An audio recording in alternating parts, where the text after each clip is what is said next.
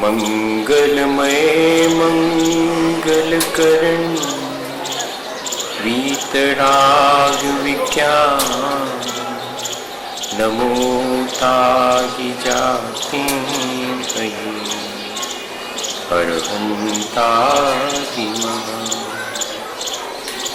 जो विद्यादि सागर सुखी, जो विद्यादि सागर सुखी गुरु हैं हितैषी। शुद्धात्म में निरत नित्य हितोपदेशी। वे पाप ग्रीष्म ऋतु में जल हैं सयाने। पूजूं सतत केवल ज्ञान पाने। पूजूं सतत केवल ज्ञान पाने। बोले भगवान महावीर स्वामी की 10 लक्षण पर्व की आचार्य गुरु और विद्यासागर मुनि महाराज की।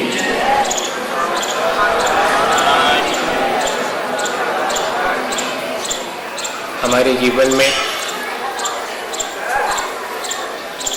हम देखते हैं कि जैसे निर्मल आकाश में अगर बादल घिर जाएं तो आकाश की निर्मलता ओझल हो जाती है, छिप जाती है। और बादल हट जाने पर आकाश ज्यों का त्यों जैसा स्वाभाविक रूप से निर्मल है वैसा ही निर्मल दिखाई देने लगता है। ऐसे ही हमारे जीवन में जो हमारे मन के ऊपर, हमारी चेतना के ऊपर लोभ की परत जम जाती है,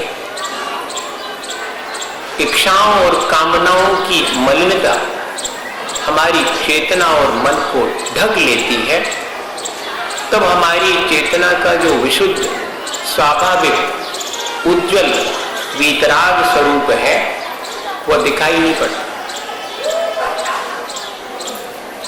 सुचेर भावो शौचम।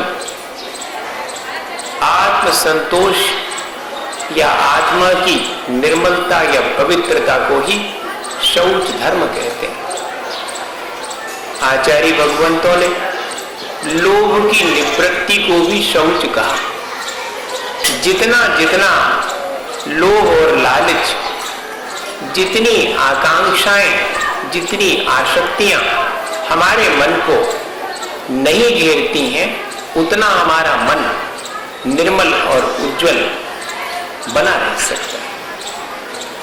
लेकिन क्या करें, असंतोष का संस्कार है जो हमारे भीतर इच्छाओं को और कामनाओं को उत्पन्न करता है और हमारा मन, हमारी चेतना मलिन हो जाती है। चाहे वो पारिवारिक असंतोष हो, चाहे सामाजिक हो, व्यक्तिगत असंतोष हो, लेकिन वह असंतोष हमारे भीतर कामनाओं को उत्पन्न करता है। असंतोष और कामनाएं हमारे मन को शौच धर्म प्राप्त नहीं होने देते, हमारे मन को मलिन कर देते। धन की आकांक्षा, पुत्र की आकांक्षा और लोक में मेरी ख्याति फैले, इस बात की आकांक्षा, ये 3 आकांक्षाएं अपने मन में लिए बैठे रहते हैं। बहुत धन पैसा हो, यह आकांक्षा निरंतर बनी रहती है। पुत्र नहीं है तो पुत्र उत्पन्न हो। सब कुछ है लेकिन लोग मुझे मानते नहीं हैं, कम ही लोग मुझे जानते हैं, ऐसी लोकेशना, लोक में मेरा अधिक से अधिक लोगों के द्वारा सम्मान हो, मुझे अधिक से अधिक लोग माने और जाने। इस प्रकार की आकांक्षा अपने भीतर रहती है जो हमारे जीवन में शौच धर्म उपलब्ध नहीं होने। श्रीमद् रायचंद्र थे, एक बार एक व्यापारी से उन्होंने हीरे जवाहरात का सौदा किया। जौहरी थे, सो जैसे सामान्य रूप से व्यापार में सौदा करते थे सो वैसा ही किया, लेकिन कीमतें बहुत बढ़ गई। इतनी अधिक कीमतें हो गई कि अगर आज वर्तमान में जितने हीरे जवाहरात उस व्यापारी को देने के लिए तय हुआ था, अगर बढ़ी हुई कीमतों के साथ अगर उतने ही हीरे जवाहरात श्रीमद् रायचंद्र को देवे तो वो तो फुटपाथ पे आ जाएगा, उसका सारा धन पैसा और मकान भी बिक जाएगा। 8 दिन व्यतीत हो गए। श्रीमद् रायचंद्र जी से उस व्यापारी की भेंट नहीं हुई। रायचंद्र जी को मालूम पड़ा कि बाजार के भाव बहुत अधिक बढ़ गए हैं और हिसाब लगाया कि अगर बढ़ी हुई कीमत पर जो हीरे जवाहरात देने का सौदा हुआ था अगर वो किया जाए तो व्यापारी तो बहुत मुश्किल में पड़ेगा, उसे अपार संक्लेश हो रहा होगा। इसी वजह से 8 दिन से वो मुझे मेरा सामना ही करने नहीं आया। सो स्वयं उस व्यापारी के घर पहुंच गए। व्यापारी तो उन्हें अपने घर आया देख करके और हड़बड़ा गया, हाथ जोड़ करके कि बोला कि सेठ जी आप काहे को आए, मैं आपका पाई पाई पैसा चुका दूंगा। पुराने जमाने की बात है भैया, अब नहीं कि नहीं तो तमंचा लेके खड़े हो जाए कि ले लो जैसे लेने हो, नहीं दे रहे। इतना लोभ कषाय नहीं थी कि देने से कोई इनकार कर दे। सो लेने वाले के भीतर भी इतना लोभ नहीं था कि देने वाले की जान सांसत में पड़ जाए, लेकिन मैं तो लेऊंगा। सो श्रीमद् रायचंद्र ने कहा कि भाई मुझे भीतर आने तक का आमंत्रण नहीं दोगे, मैं तो तुम्हारे घर तकाजा करने नहीं आया, पैसे लेने नहीं आया, मैं तो तुम्हारा हालचाल पूछने आया। सो उस व्यापारी ने गदगद होकर के बैठक में श्रीमद् रायचंद्र को बिठाया। रायचंद्र जी बोले कि भाई अपना सौदा हुआ था, दस्तखत हुए थे, वो वाला कागज कहाँ है? सो तिजोरी में से वो कागज व्यापारी में निकाल करके रायचंद्र जी के हाथ में दिया। ज्यादा सोचने विचारने का अवसर ही नहीं मिला और श्रीमद् रायचंद्र ने उस कागज के टुकड़े टुकड़े करके डस्टबिन में डाल दिया। हक्का बक्का रह गया वो व्यापारी। रायचंद्र जी ने कहा कि भाई इसी एक छोटे से सौदे जो कि कागज पर लिख करके हुआ है उसकी वजह से तुम इतना संक्लेश करके और करो बांध रहे हो, ये कागज ही नहीं रहेगा तो काहे का संक्लेश। रायचंद्र जैनी है, दूध पी सकता है, किसी का खून नहीं पी सकता। इतनी बड़ी बात उस समय उन्होंने अपने लोभ को जीतते हुए कही थी। सो भैया अपन भी जैसे अपने से बने तैसे अपने लोभ को कमती करके जीतने का प्रयास करें, तो ही अपने जीवन में शौच धर्म आएगा। वरना तो अपन हर बार शौच धर्म की पूजा कर लेते हैं। आज के दिन कई लोगों ने सत्य धर्म की करी होगी पूजा, शौच बाद में आएगा, लेकिन चारों कषायों के हिसाब से देखा जाए तो क्रोध मान माया लोभ के अभाव में 4 धर्म आते हैं, तभी फिर सच्चाई समझ में आती। सो 5वें दिन सत्य धर्म माना गया। लेकिन पूजाकार ने पूजा में पहले शौच की पूजा लिखती, बाद में सत्य की। सो कंफ्यूज नहीं होना भैया। आज तो हम शौच धर्म का पालन नहीं करेंगे, हम तो सत्य का पालन करेंगे, नहीं ऐसा आग्रह नहीं, अपन को तो हर दिन 10 धर्म का पालन करना है, एक दिन के लिए एक धर्म का पालन थोड़ी करना। ऐसा विचार करके अपने लोभ को जीतने का अपन प्रयत्न करें।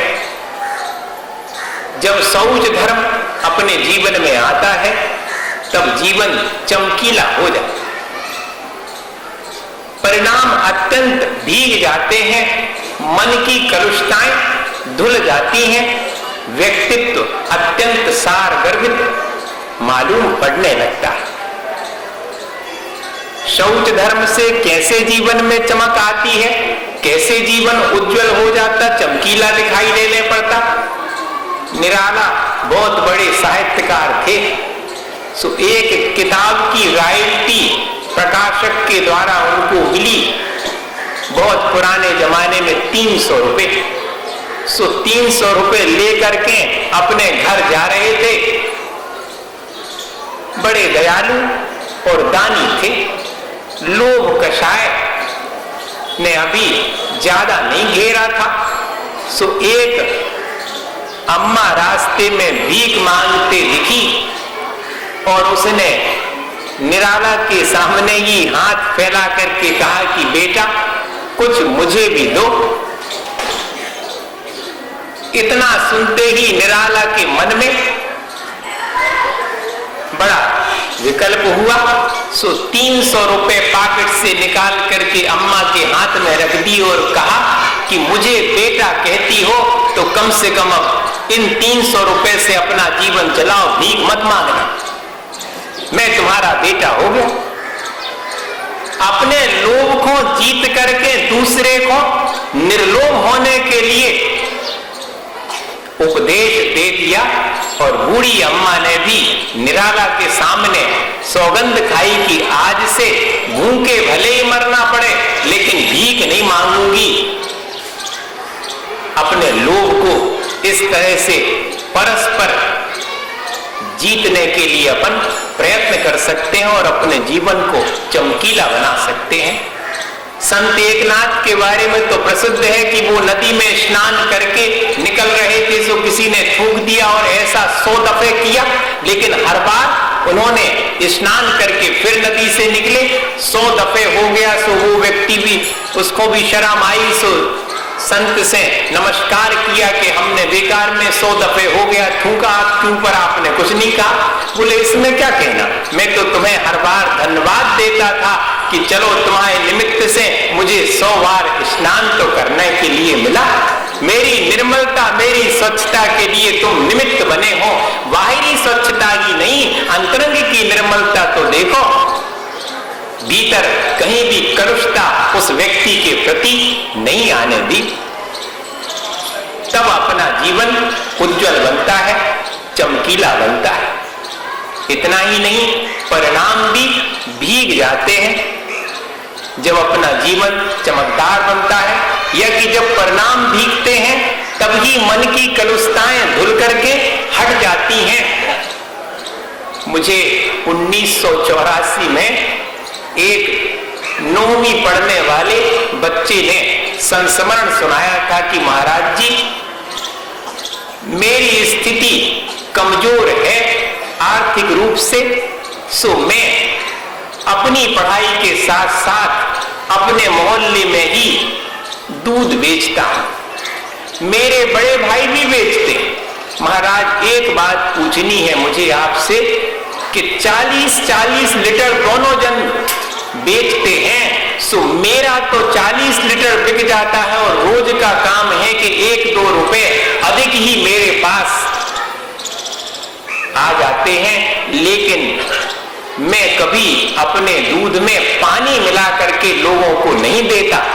और मेरे बड़े भाई भी 40 लीटर बेचते हैं, जिसमें कि 2 लीटर तो कम से कम पानी मिलाते हैं। इसके बावजूद भी उनको 37-38 लीटर के पैसे ही बाद में गिनने पर मिलते हैं। पूरे 40 लीटर बेचा था और पैसे तो 38 और 37 लीटर के। ऐसा क्यों होता है महाराज? भैया बहुत स्पष्ट है कि जिसके भीतर जितना लोभ है उसको तो हमेशा ऐसी स्थिति का सामना करना पड़ेगा। मैंने उससे कहा कि भाई तुम्हारे भीतर जो परिणामों की निर्मलता है, जो भीगापन है, उसकी वजह से, तुम्हारे लोभ कम होने की वजह से, निर्मलता की वजह से लोग भी तुम्हें अधिक देने के लिए उत्सुक रहते हैं कि शुद्ध दूध देता है, साफ सुथरा देता है, मिलावट नहीं करता, जिसके परिणाम दूसरे के प्रति ऐसे ही भीगे हुए हैं, दूसरे का अहित करने का भाव नहीं है, तो भैया उसका जीवन ही निर्लोभ होकर के चमकदार होगा।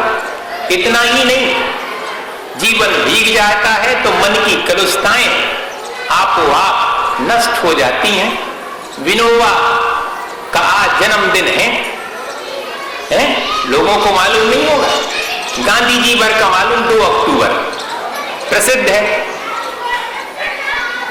वो अपने कमरे में झाड़ू लगाते थे, लोग उनकी झाड़ू पकड़ लेते थे कि आप इतने बड़े पुरुष होकर के झाड़ू लगा रहे कमरे में, मुझे देव मैं करूंगा। तो क्या कहते थे कि देखो, जैसे भगवान ने अपन को मन की मलिनताओं को हटाने के लिए कहा है, ऐसे ही तो कमरे की बाह्य मलिनता को, कचरे को हटा करके मैं फेंक रहा हूं। मैं भगवान के अनुरूप पूजा और आराधना ही तो कर रहा हूं, जो भगवान ने कहा उसी को तो मैं कर रहा हूं। इसमें मुझे मैंने ऐसा क्यों मानना चाहिए कि मैं तो बहुत बड़ा हूं, इस काम के योग्य नहीं हूं। ये काम तो छोटा नहीं है, ये तो बड़ा काम है।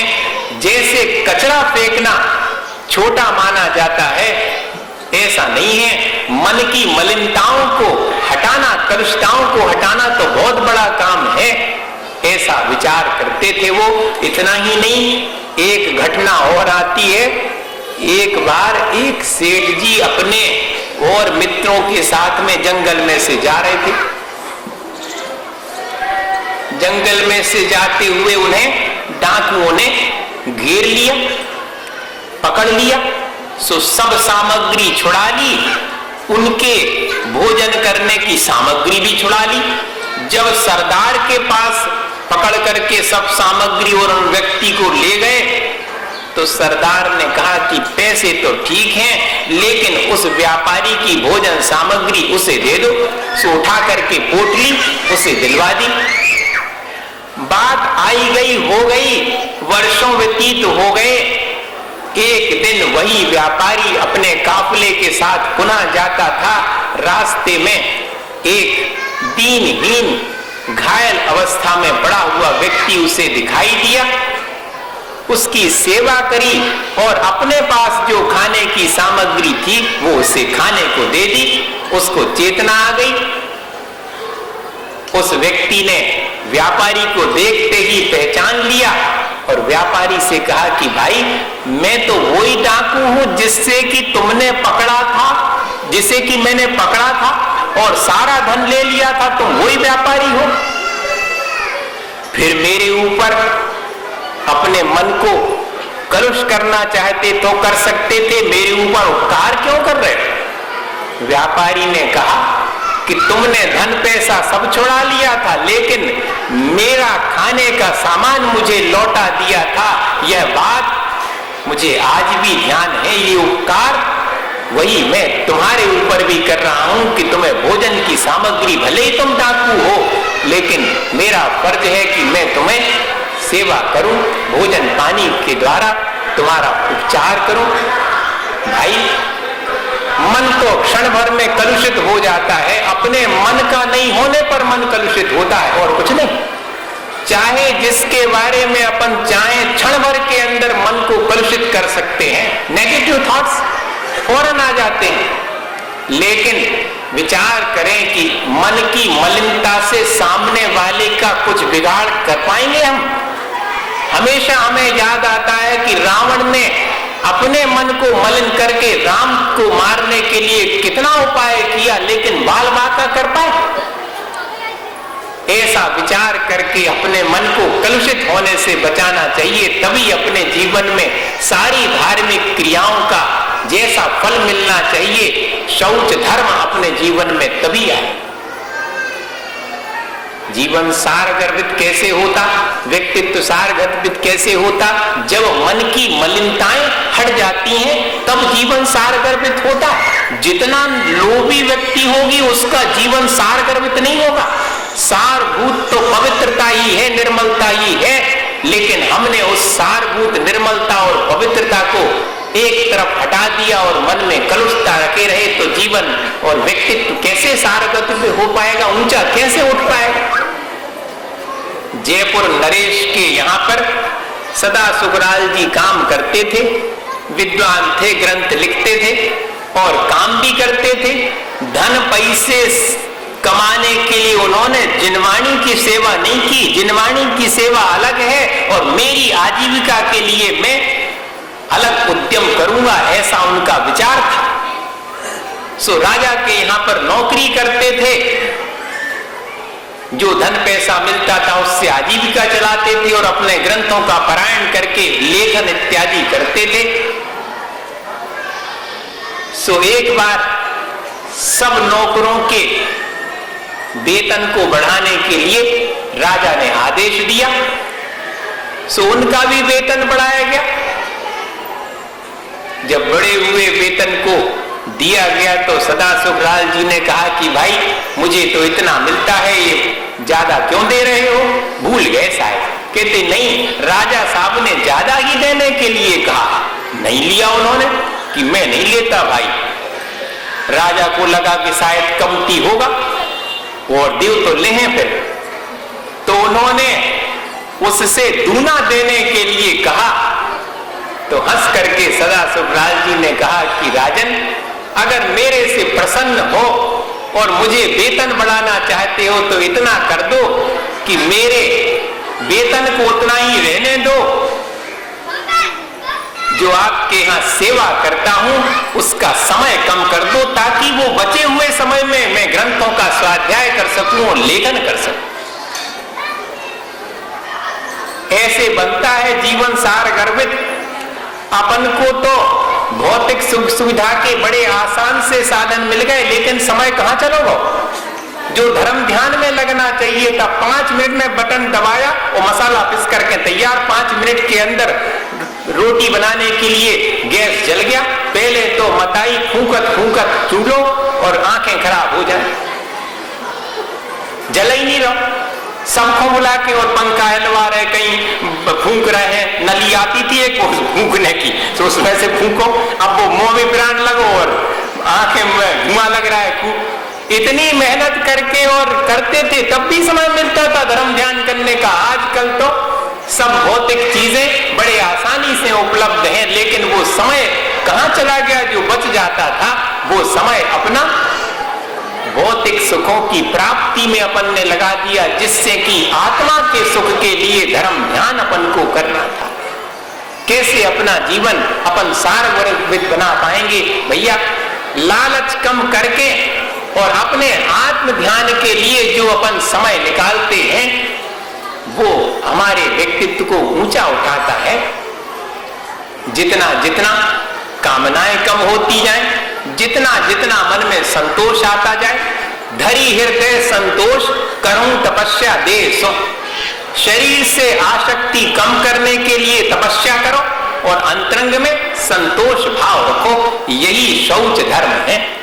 इतना एक लाइन में ही सारा कुछ कह दिया। अपन करना चाहें तो बड़ी आसानी से कर सकते कि मन में 4 चीजें हैं तो 40 नहीं चाहिए भैया। संतोष पूर्वक हम जीवन जिएंगे और शरीर को आराम तलब नहीं बनाऊंगे। अपन को तो शरीर का उपयोग करके उससे तपस्या करनी, अपने कर्मों की निर्जरा करने।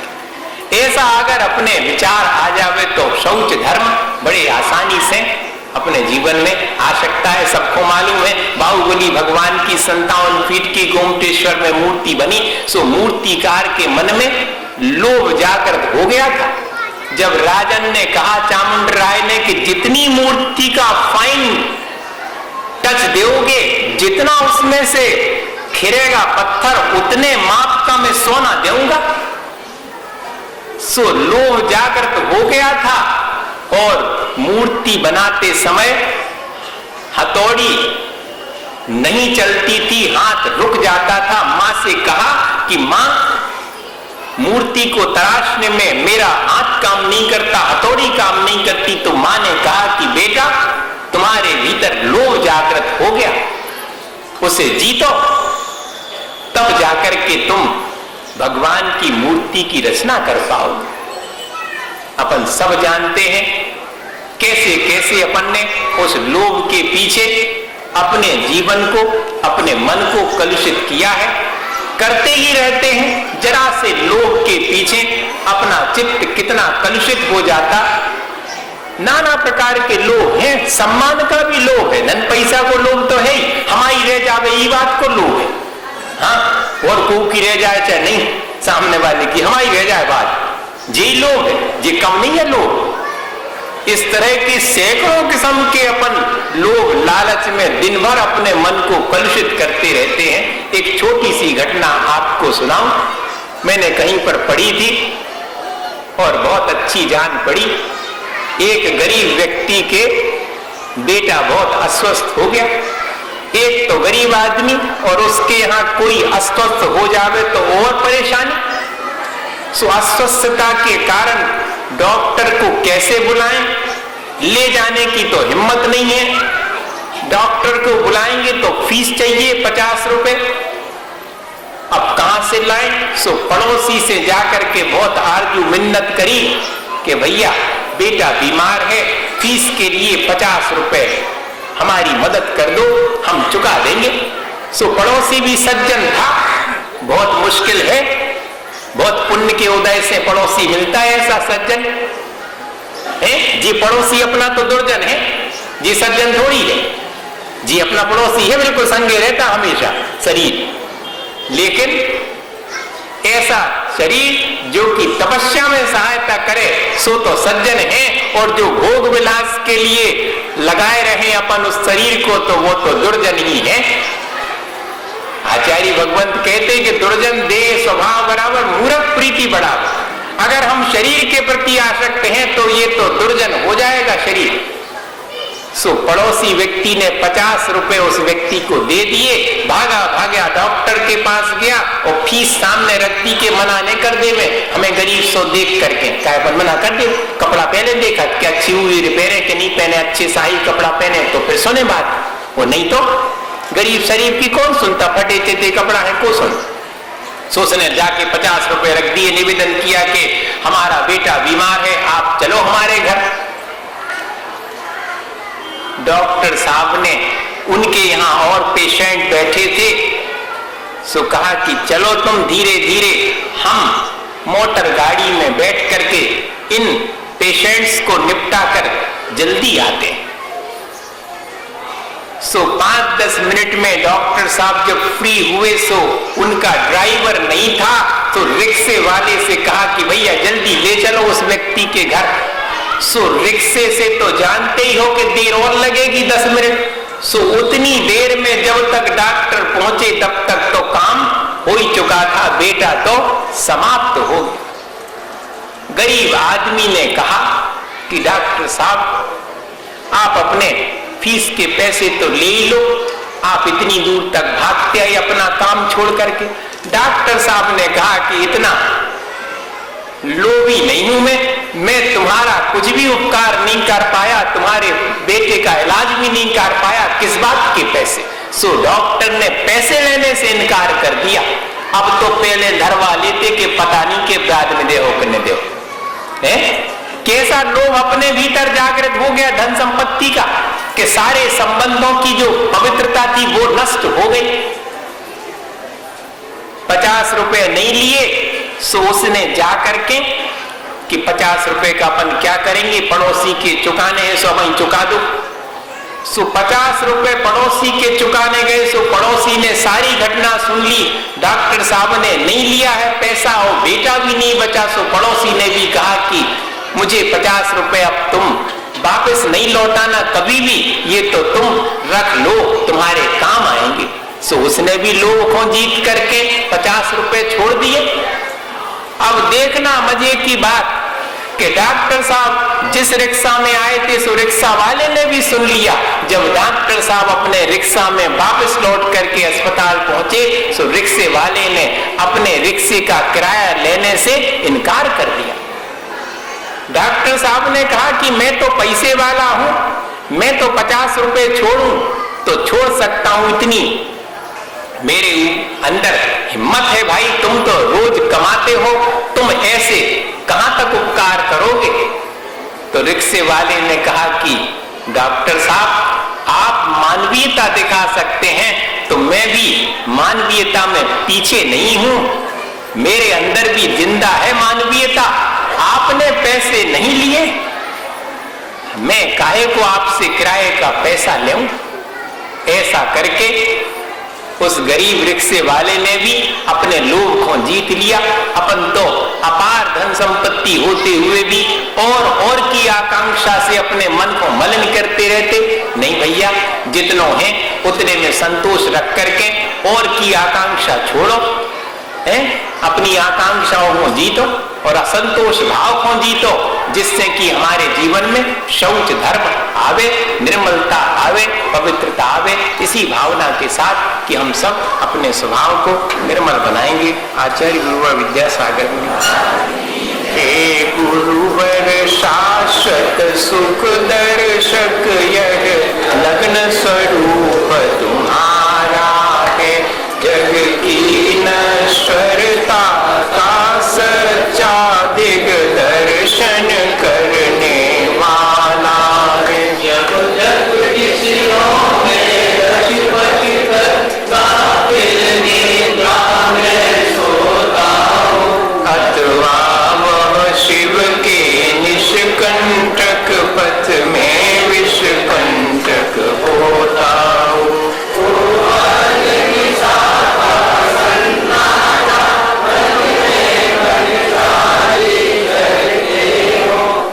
शांत निराकुल मानस तुम तत्वों का चिंतन करते हो,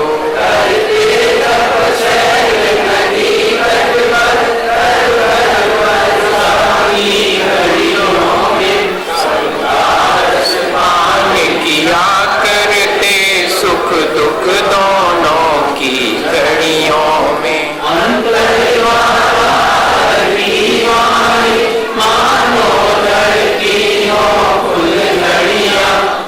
बंधन तड़ तड़ टूट पड़े, खिल जावे अंतर की कलियां।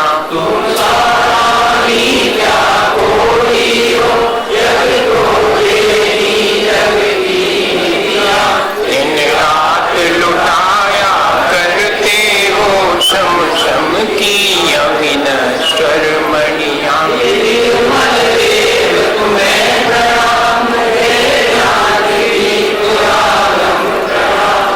शांति त्याग के मूर्तिमान शिव पथ पंथी गुरुवर प्रणाम। ज्ञान नवाकुले जिन रहे मुनिराज महम।